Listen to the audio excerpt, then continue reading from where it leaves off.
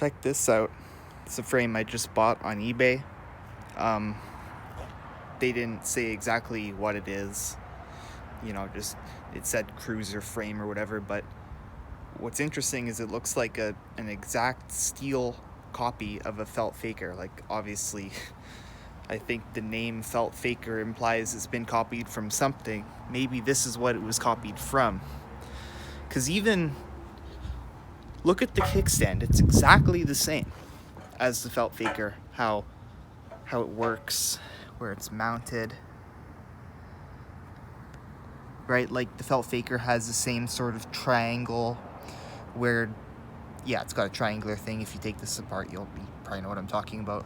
And the pin holding it in. So it's chrome plated, and all the chrome plated steel, and obviously the chrome is peeling off really badly right now. So I don't know. Who knows? Maybe if I build a bike with this, I'll leave the chrome as is to make it look cool. Because realistically, I've looked at the prices on rechroming. It's ridiculous.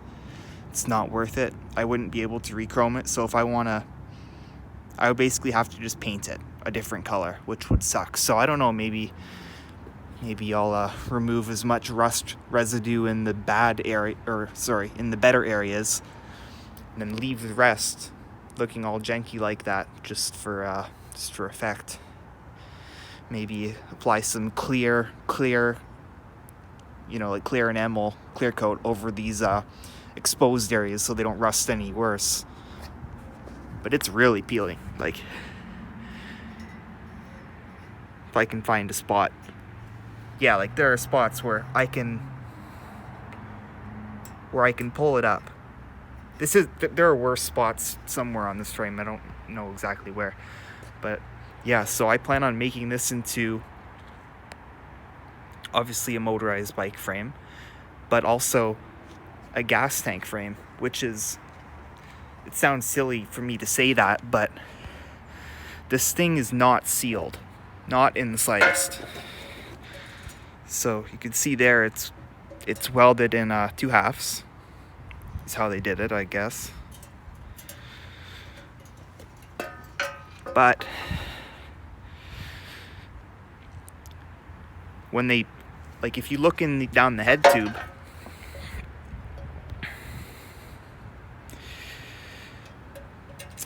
yeah, you can't really see. Yeah, you can sort of see, but there's a hole. Like there generally is on all bike frames. They put a hole in the head tube here and here before they weld it together, probably so, gases can escape and it doesn't build pressure while they're welding, or some reason like that. So for me to make this a sealed gas tank frame, like to fill this, obviously add a gas cap and a drain nipple, but I'll have to block these holes, and it probably goes around the seat tube frame without, I doubt they have any holes in the seat tube frame, but I'll need to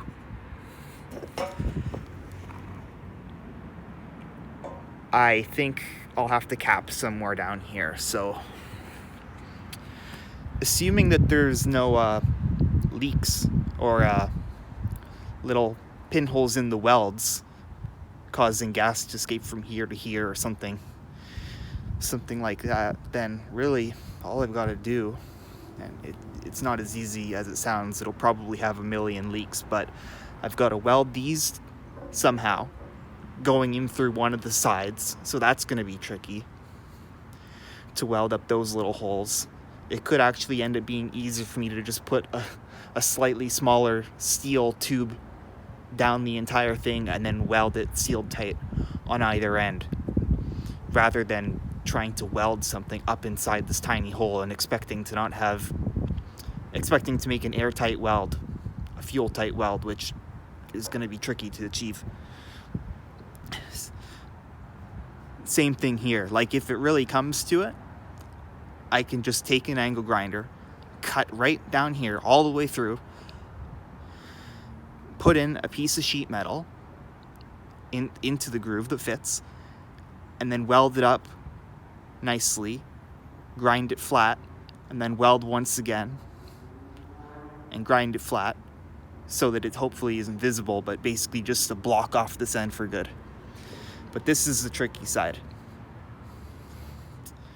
And I'm crossing my fingers that this tube here, the down tube, stays sealed all the way up to here, and that there's no opportunities for fuel to get from here into this tube. That way I only really have to worry about the vent hole that they put. It's hard to see with the light, or the lack thereof. Fucking hell. Yeah, you see. It's hard to see, but there's 2 holes. And I need to somehow weld that.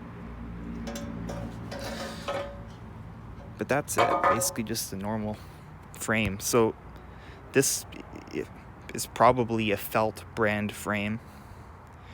And it looks like what the Felt Fakers, the aluminum ones, are based off. And I like this. I spent a sort of ridiculous amount of money on it. They had a really high, it was on eBay, they had it as an auction, but the starting bid was $120 US, so that's sort of ridiculous. But I really wanted to have this, because honestly, deep down, I don't really believe in aluminum frames, because the aluminum will fatigue with basically no threshold amount of force. Like, you run an aluminum frame, aluminum anything, for long enough, it'll fail. Just look at aluminum connecting rods and engines, right? They will never last forever, no matter what. It's just a property of aluminum. Whereas steel, like these ferrous alloys, there's a threshold of around 50% of its total strength, where if you're below that threshold, you're not going to have any fatigue over time. So let's say your frame is being jostled at, whenever you hit a bump on your steel frame, it's about 25% of the amount of force it would take to snap it. It wouldn't fatigue the metal over time, whereas on aluminum it would. So especially with an engine that's vibrating, the aluminum Felt Fakers and stuff that I'm messing with now, I'm not planning on riding those bikes for hundreds of hours. Not at all. Those are just, mostly show bikes, good looking bikes. But anything that I'm going to really invest time into would be steel. So this is perfect for me, because I can do whatever reinforcements I need. Like, because, aluminum is obviously real hard to weld. You basically have to TIG weld it, and I can do that, but I suck, and it is a really slow, expensive, tedious process. Steel, I can do this easily. So anything I have to do, I can do. I could add another layer of metal down here to strengthen it, which I've done on other frames, where I took a piece of flat, like 3/4 wide, 1/8 thick metal, and formed it to fit down here, and then welded it the whole way. I could put like a round gusset around there. The rear dropouts are pretty strong. See how thick these guys are. I think this 3/16. So good, better than average for sure. Especially since it's steel, right? This is basically only slightly less thick than the aluminum ones are on the Felt Fakers. So shouldn't need much strengthening there, but if possible, definitely can. Here, I think, is where I would focus most of my efforts if I wanted to strengthen it. The head tube area, especially since this seems pretty thin metal. So I don't think the fact that it has the big tank structure there really gives it much reinforcement at the end of the day, because I really don't know how thick this is. So maybe a little something to strengthen there, and then something here. Maybe a plate that's like this, if you know what I mean. But yeah, just showing this frame. I don't know if anybody's gonna see this or cares, or maybe it's common knowledge and somebody can tell me what exact Felt cruiser bike that this came off, because I don't know the history of the felt faker frames. I don't know.